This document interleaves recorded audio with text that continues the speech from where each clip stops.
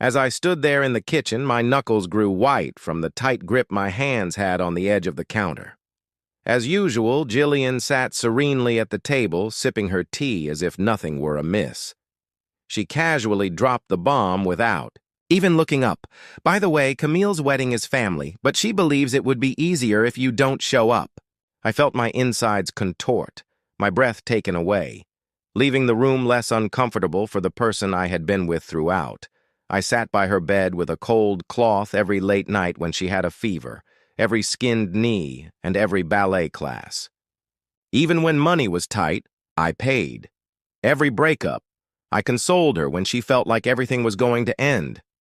Now, the wedding of my own daughter, the day I'd imagined myself walking her down the aisle ever since she was a tiny girl, was finally here, and I wasn't even on the list. "I'm her father," I said, my voice coming low and trembling, as if I were attempting to persuade myself that it still meant something. Jillian simply shrugged, her gaze fixed on her tea. "You're overreacting. It's just a wedding. Just a wedding. My daughter's wedding." The words hit me like a punch. I wanted to scream at her, to turn the tables, to let her know how much it hurt, but I kept it to myself, as I always did. I glanced at her, waiting for something. Anything. Some proof that she cared. Nothing came. She took another sip, and that was it. I turned away, my chest tight. I walked into the living room. My laptop was sitting there on the couch, and before I knew it, I started typing. Santorini, a week-long journey, far away from this house, from Jillian's shrugs, from the sting of being erased by my own baby.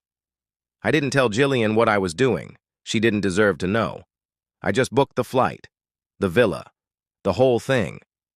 My fingers moved rapidly like I was rushing to get out before I broke down. When it was done, I sat back and let out a big sigh. I wasn't going to fight. I wasn't going to plead to be included. If they wanted me there, fine. But I'd go where I could breathe again. The next morning, I packed a bag. Nothing extravagant, just some shirts, shorts, my old sandals, and I left a note on the counter. "Gone for a week. Don't call unless it's an emergency." I didn't even glance back when I shut the door. The journey to the airport felt like shedding, a weight I'd been carrying for years. I kept replaying Jillian's remarks in my head. Less odd. Every time it made my jaw clench. How might it be strange to have me there? I raised Camille. I was the one who stayed up all night building that dollhouse she wanted for Christmas when she was 6. The one who drove her to every recital.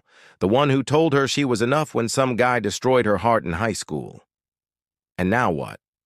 I was the outsider. By the time I boarded the plane, I was done thinking about it. The buzz of the engines muffled the noise in my thoughts. I gazed out the window. Suddenly, the ground slid away. Santorini was waiting. Blue water. White buildings. A place where I could be someone other than the guy who wasn't good enough for his own family. I didn't know what I'd find there. But I knew one thing. I wasn't going to let them ruin me. Not Jillian. Not Camille. Not anyone. I'd spent too long being the one who held it all together while everyone took me for granted. As the plane climbed higher, I felt something shift inside me. Not peace. Not yet, but a spark of something new. I wasn't on their list, but I was still here, and I was going to figure out what that meant. One day at a time. Starting now. Taking that first step off the plane. Into a world that didn't know how terribly I was feeling. Sand beach. Letting the waves smash me around till I was too weary to think. Now, with a bottle of cool white wine in my fingers, I felt good. Better than excellent, like I was finally settling into this new version of myself. The phone buzzed against the table, and I saw Rose's name flash up. I almost didn't answer, didn't want anything disrupting this moment, but something told me to pick up. "Hey," I said, leaning back in the chair. She didn't even say hello, simply started laughing so hard I could barely make out her words. "Oh, my God, you missed a show," she eventually managed, her voice cracking with glee. And honestly, it was amazing watching them discover what life is like without you keeping everything glued together. I laid the wine down, a grin tugging at my mouth, and listened as she spilled it all. After the wedding fell apart, things got worse. Camille had a full meltdown in front of the guests, tears streaming, mascara running, when Bryce walked out, leaving her standing there in her huge white dress. Jillian attempted to play it off, fluttering around with that tight smile. But Rose claimed you could see the panic in her eyes. She kept looking for someone to fix it, someone to take responsibility. And then it hit her. The only one who ever did that was me? And I was 3,000 miles away. Rose cackled through the phone, painting the picture. Colin slurring words at the bartender, Noel whispering loud enough for everyone to hear that it was Jillian's fault. The DJ packing up early, because no one was dancing. They didn't know what to do without you, Rose said, gathering her breath. It was like watching ants when you kick the hill. I speared a piece of octopus with my fork and chewed leisurely, letting her words sink in. I wasn't surprised. Not really. I'd always been the glue, the one who held solid when everyone else lost it. Birthday parties, holidays, conflicts over money. I was the guy who made sure the lights stayed on and the yelling ceased. And now, without me, they'd crumbled. I didn't feel sorry for them. I felt satisfied.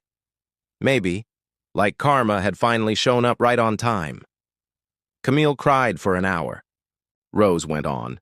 Jillian kept repeating, "He should have been here," like that would have saved the day. But you know what? They didn't want you there until they needed you. She paused, then added, "I'm proud of you for staying gone." I swallowed the dish, the tangy lemon cutting through the richness, and took a sip of wine. "Yeah," I said, my voice low. "Me too." We talked a bit more, about her kids, about the weather back home, and then hung up. I lay there, the night settling around me, the sound of the waves mixing with the clink of plates from the kitchen. The restaurant was half empty, just a few, locals conversing over beers, and I liked how small it felt, how far away from everything I'd abandoned. I envisioned Camille in her dress, sobbing, Jillian spinning her reasons, and for the first time it didn't hurt. It didn't pull me back. It simply made me glad I was here, eating this food, drinking this wine, living this life they didn't get to touch. I finished the meal, relishing every bite. The shrimp, salty and sweet. The fish, flaky and tender. The server gave me another glass of wine without me asking, and I nodded my appreciation. The bill arrived. I paid in cash, giving a hefty tip because I could. I walked back to the villa under a sky full of stars, the road snaking along the cliff, my sandals scuffing the stones. When I arrived, I kicked them off, poured one more glass from the bottle on the counter, and stepped onto the balcony. The sea was black now, infinite, and I stood there, letting the breeze cool my skin. Rose's laugh rang in my thoughts, and I smiled, genuinely grinned, the type that reaches your eyes. I went to bed with that sensation. The covers were cold against me, and I slept deeper than I had in years. They'd figured out what I was worth, but I'd figured it out too. And I wasn't, handing it back.